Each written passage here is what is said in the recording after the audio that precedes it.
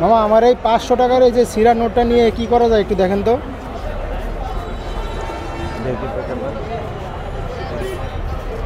আমার টাকাটা তো অনেক সিরা উলি পোকা খাইয়ে লেছে অনেক। হ্যাঁ এটা ডয়ারে রাখছিলাম মামা, এই দূরে কাইটা দিছে, এখন এটা কি করা যাবে?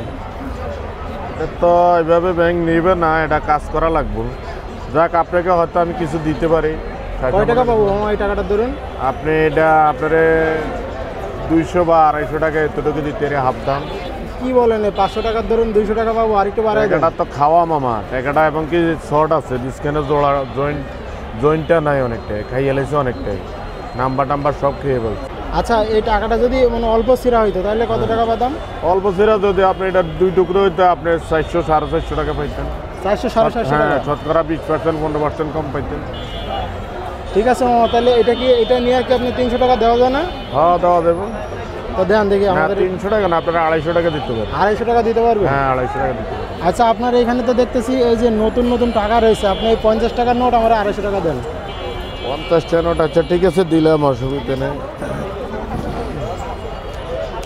1 2 3 4 5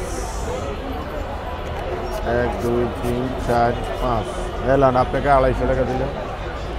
ঠিক আছে মামা, ধন্যবাদ। আপনি এই যে নতুন টাকাগুলো আমাদের দিয়েছেন আর ওই টাকাটা নিছেন। হ্যাঁ